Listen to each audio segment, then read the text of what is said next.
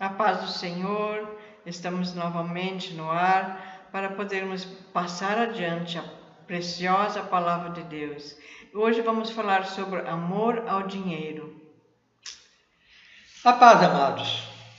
É com prazer que estamos novamente gravando um vídeo e passando para cada um de vocês uma mensagem a respeito do que significa amor ao dinheiro.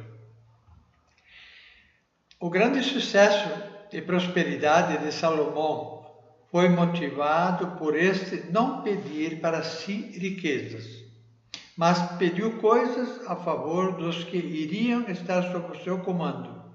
Deus se agradou e lhe deu tudo. 1 Crônicas 3:11. E disse-lhe Deus: porquanto pediste isso, e não pediste para ti muitos dias, nem pediste para ti riquezas, nem pediste a vida dos teus inimigos, mas pediste para ti entendimento, para discernires o que é justo. Olha que maravilha, Deus se agradou. E assim Ele quer se agradar de nós também. Não sejamos gananciosos. Nós estamos vendo como o nosso Brasil está caindo aos pedaços por causa da ganância, por causa do amor ao dinheiro, da propriedade, dos bens, da riqueza, que é um desastre para o ser humano e não agrada a Deus.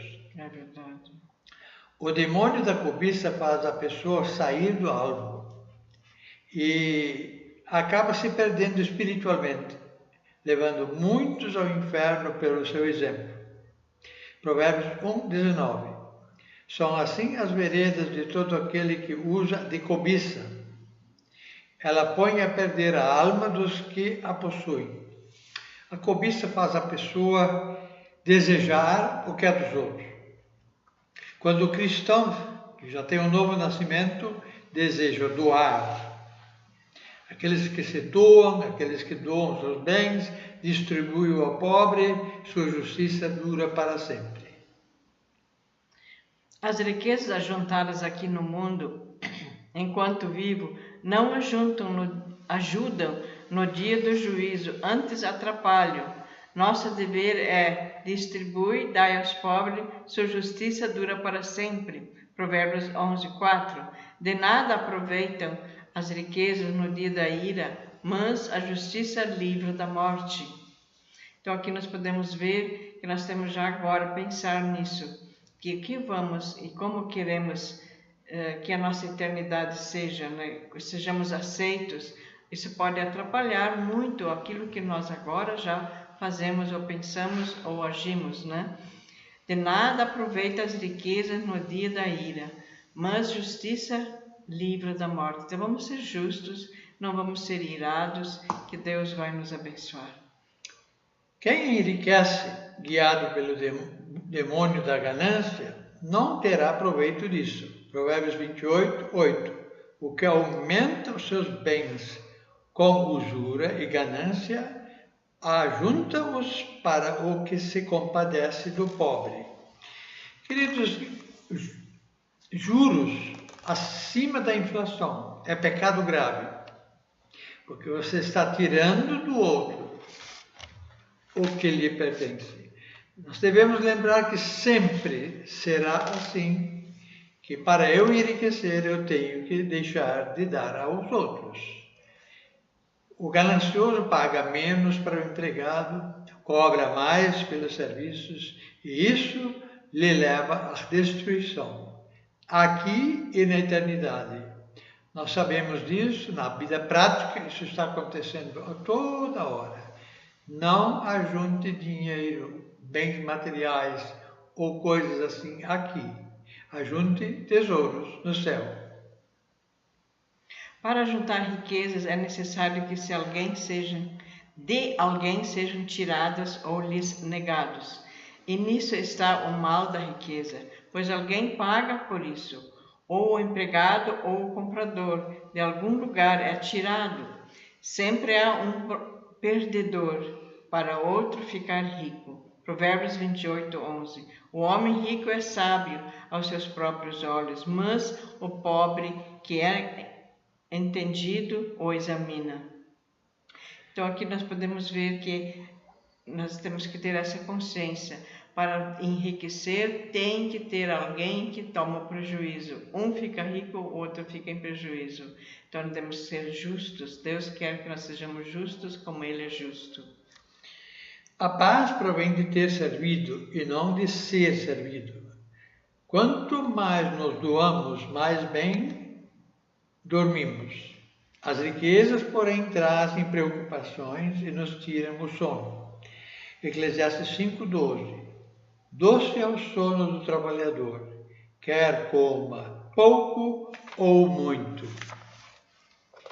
Mas a fartura do rico não o deixa dormir. A pessoa rica, ela fica insegura, preocupada com os seus bens, sempre com aquela impressão de que estão assaltando, estão arrombando, estão sequestrando. Então, é muito melhor você se satisfazer com o mínimo. Eu conheço muitas pessoas pobres, felizes, paz na família, alegria do Espírito Santo, o que é muito difícil na vida dos ricos. Queridos, aceite esses conselhos que a Bíblia te dá e você poderá herdar a vida eterna.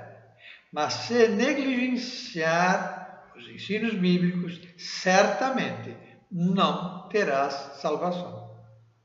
Aos que buscam o reino de Deus, em vez de correrem atrás de riquezas, Deus lhes supre todas as necessidades e ainda dá salvação. Isaías 55, 1 e 2, porque gastais o dinheiro naquilo que não é pão. Então, nós devemos levar isso a sério. Se nós temos que vestir e comer, devemos estar satisfeitos. Aqui mesmo diz em Isaías 55, 1 e 2, por que gastais o dinheiro naquilo que não é pão? Dê graças a Deus quando você tem pão para comer, roupa para vestir e uma casinha para morar. Naquilo que amamos, pensamos, ou nas coisas deste mundo, ou nas coisas concernentes ao reino de Deus. Nunca será possível servir às coisas deste mundo, que são inimizade contra Deus, e ainda amar a Deus sobre todas as coisas, que é o mandamento divino. Mateus 6, 24 e Lucas 16, 13. Ninguém pode servir a dois senhores, porque ou há de odiar a um e amar o outro, ou se dedicará a um e desprezará o outro. Não podeis servir a Deus e a Mamon, que são riquezas. Queridos, eu vejo pessoas infelizes. E como eu trabalho nos lares, discipulando, eu descubro logo. Seu problema é não ser fiel no dízimo. Ame a Deus. Acumule tesouros no céu. Cada vez que você dá o dízimo e ofertas e de alguma maneira ajuda alguém, você está acumulando tesouros no céu. Para que o homem seja cheio do Espírito Santo, deve consagrar-se dedicando o tempo à meditação na palavra de Deus e à vida de oração. Esta concentração necessária é impedida pela preocupação que as coisas materiais trazem. Mateus 13, 22. E o que foi semeado entre espinhos é o que ouve a palavra, mas os cuidados deste mundo e a sedução das riquezas sufocam a palavra e fica infrutífera. Então aqui podemos ver que estamos muito ligados às preocupações desse mundo, as riquezas sufocam, que nós perdemos a fé em Deus e achamos que Deus até não existe. Muitas vezes até um outro diz, Deus não existe, senão não sofreria tanto. Mas é só colocar a vida em ordem que tudo vai funcionar direitinho. Há pessoas que possuem riquezas, muitas herdades dos pais, e que dedicam-se a usar esses bens para favorecer o próximo, fazendo o bem como o fez José de Arimateia. Este usou seus bens para vestir a Jesus e o sepultar em seu próprio túmulo. Mateus 27, 57. E, vinda já a tarde, chegou um homem rico de Arimateia, por nome José, que também era discípulo de Jesus. Veja, ele doou o seu próprio túmulo e ainda as roupas para sepultar Jesus. Que maravilha! Glória a Deus. Os bens desse mundo dificultam a meditação e oração. Marcos 10, 23. Então Jesus, olhando em redor, disse aos seus discípulos: quão dificilmente entrarão no reino de Deus os que têm riquezas. Aqui Jesus fala tudo que a gente já falou. Riquezas nos afastem da presença do Senhor na nossa vida aqui e na eternidade. Não é a quantia que alguém dá ou oferta, mas sim quanto isto significa de sacrifício. Dar o que sobra não significa sacrifício nenhum.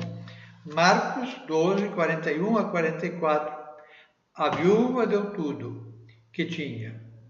Ela estava livre para servir a Deus. Meu amado, dê aquilo que realmente te faz pensar duas vezes. Não dê aquela ofertinha, aquilo que está sobrando, que nem significa nada para ti. Também não vai significar nada na soma do teu tesouro no céu. O que importa é nós doarmos inteiramente a serviço do próximo, pois é no próximo que servimos a Deus. Tudo que fizerdes a um desses meus pequeninos, a mim o fizeste.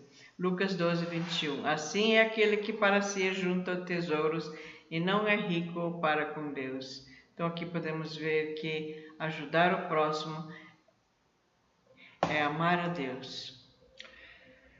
Quando um rico não salvo é desafiado a doar algo para uma entidade beneficente, se entristece, pois ama seus bens, e não deseja se desfazer deles, e os necessitados continuam carentes.